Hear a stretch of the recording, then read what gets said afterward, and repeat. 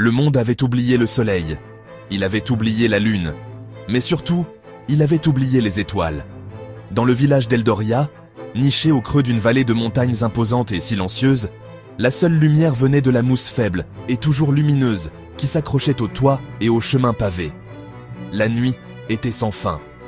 Une obscurité profonde et veloutée pesait d'en haut, un ciel sans la moindre étincelle. Les anciens racontaient des histoires d'un temps où le ciel était une toile de 1000 lumières scintillantes, mais pour les enfants, ce n'était en que des contes de fées, des murmures d'un monde qui ne pouvait pas être réel. Ils vivaient leur vie dans un crépuscule magnifique, mais interminable. Kael était un garçon qui écoutait ces histoires plus attentivement que la plupart. Il n'était pas le garçon le plus fort ni le plus courageux d'Eldoria, mais son cœur était bon et rempli d'une douce curiosité. Il passait des heures à suivre du doigt les motifs de la mousse lumineuse, imaginant que c'était des constellations des anciens récits. Kael regardait souvent le vaste vide noir au-dessus de lui et ressentait une étrange douleur dans sa poitrine, un désir ardent de quelque chose qu'il n'avait jamais connu. Il rêvait de lumière, il rêvait de chaleur, il rêvait d'étoiles. Et il sentit, avec une certitude qui le surprit, que c'était un secret qui lui était destiné. La sensation s'intensifiait de jour en jour. C'était une douce chaleur qui se répandait depuis le centre de sa poitrine. Un petit soleil intérieur. Une nuit, il ramassait des branches dans les bois murmurants. Il trébucha et tomba.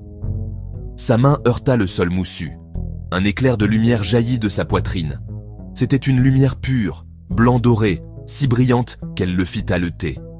Elle pulsait au rythme de son cœur, chassant les ombres.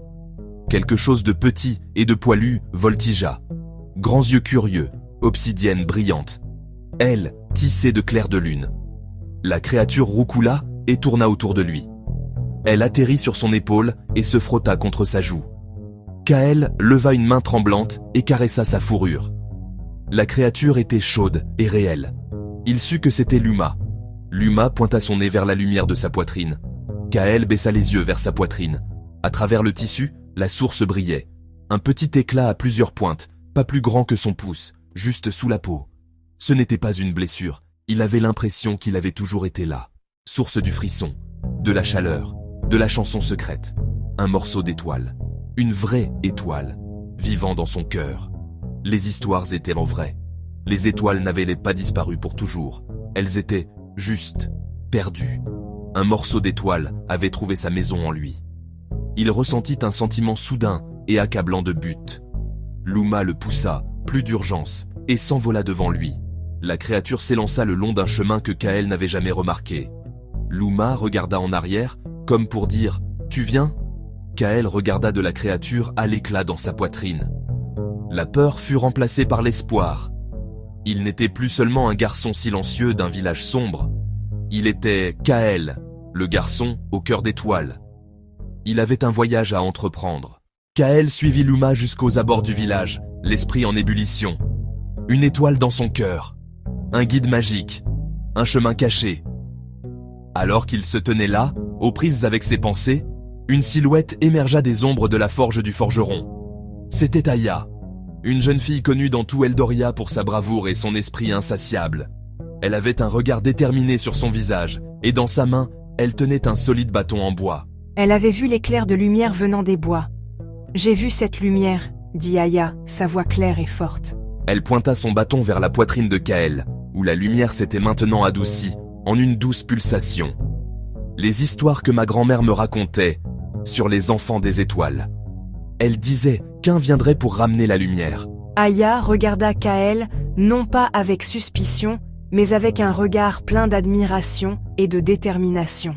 « Je veux aider », déclara Aya, ne laissant aucune place à la discussion. Ma grand-mère parlait du sanctuaire des étoiles, un endroit où la première étoile est née. Si nous pouvons y arriver, peut-être que ta lumière pourra rallumer le ciel. Le chemin est dangereux. Il est rempli de créatures de l'ombre qui se nourrissent de l'obscurité et de la peur. Tu auras besoin de plus que de l'espoir pour t'en sortir. Elle frappa son bâton sur le sol, le son résonnant avec une finalité.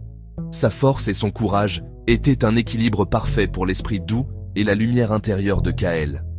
Il sut instantanément qu'elle avait raison. Il ne pouvait pas faire cela seul, et ainsi, la compagnie fut formée.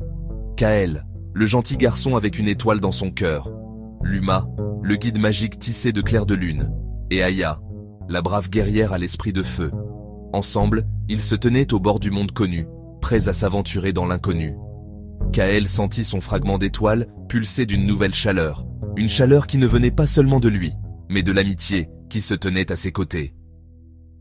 D'un hochement de tête partagé, ils tournèrent le dos à la lueur faible et familière d'Eldoria, et firent leurs premiers pas sur le chemin caché, leur quête pour ramener les étoiles enfin lancées. Le voyage fut plus difficile que Kaël n'aurait jamais pu l'imaginer. Ils traversèrent des paysages tout droit sortis de fables. Ils traversèrent les cavernes scintillantes. Des cristaux géants pulsaient d'une lumière froide et bleue.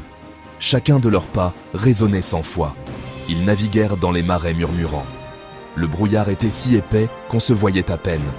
Des chuchotements semblaient venir des arbres noueux. Luma était leur guide, son corps lumineux, un phare. Ses doux gazouillis l'accompagnaient. Luma les dirigeait quand le chemin disparaissait. Kaël ne s'était jamais senti aussi loin de chez lui. C'est dans les marais qu'ils rencontrèrent les créatures de l'ombre.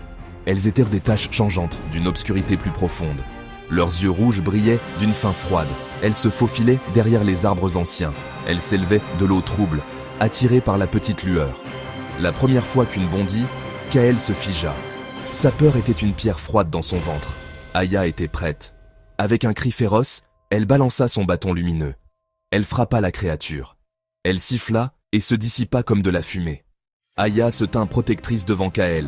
Kaël la regarda, stupéfait par son courage. Il eut honte de sa peur.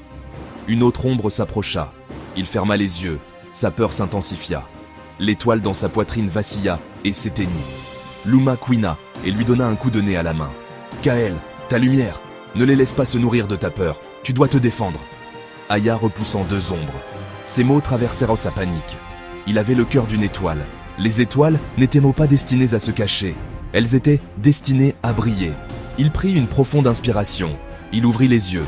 Il tendit sa main vers l'ombre la plus proche. Il concentra tout son espoir et son courage. Un faisceau brillant de lumière pure et dorée jaillit de sa paume. La lumière frappa la créature. Elle hurla comme un tissu qui se déchire. Elle s'évapora dans le néant. Kaël regarda sa main, étonné. Il l'avait fait. Il était un guerrier de lumière. Leur destination finale était le sanctuaire des étoiles, un temple en ruine au sommet du plus haut pic des montagnes de la crête de cristal.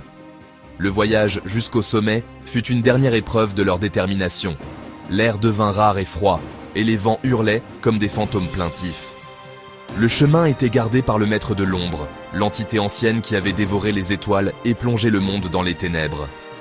C'était un être colossal d'ombre pure, sa forme changeant constamment, avec une centaine d'yeux rouges affamés qui brûlaient d'une haine froide. Il se dressait devant l'entrée du temple, bloquant leur passage, sa présence drainant toute chaleur et tout espoir de l'air. Alors, les petites braises sont venues pour être éteintes, la voix du maître de l'ombre retentit, un son plus ressenti qu'entendu. Il se moquait de leur courage et de leur petite lumière. Mais Kaël n'était plus le garçon effrayé d'Eldoria. Son voyage avec Aya et Luma l'avait forgé en quelque chose de plus. Kaël, Aya, Luma. Ils se tenaient à côté d'Aya, leurs épaules se touchant, une promesse silencieuse de soutien. La bataille fut féroce. Aya était un tourbillon de mouvements, son bâton un flou, alors qu'elle déviait les vrilles sombres et créait des ouvertures. Mais le maître de l'ombre était trop puissant. Il la repoussa d'un coup, la faisant rouler dans un banc de neige. Il se concentra entièrement sur Kaël, la source de la lumière qu'il haïssait tant. « Ta petite étincelle sera consumée, comme toutes les autres », siffla-t-il. L'obscurité tourbillonnait autour de Kaël, l'étouffant. Sa lumière vacilla. Il se souvint de la bravoure d'Aya, de la loyauté de Luma, et des visages pleins d'espoir de son village. Il était leur seule chance. Il devait être plus qu'une étincelle. Il devait être une étoile. Avec un dernier rugissement désespéré de défi, Kaël déversa chaque once de son être dans le fragment de son cœur. Il ne projeta pas seulement un rayon de lumière, il laissa l'étoile devenir lui. Une explosion cataclysmique d'énergie dorée jaillit de lui, une supernova d'espoir pur. La lumière percuta le maître de l'ombre qui hurla d'agonie alors que la brillance consumait son obscurité. La lumière s'éleva au-delà de lui, vers les cieux vides.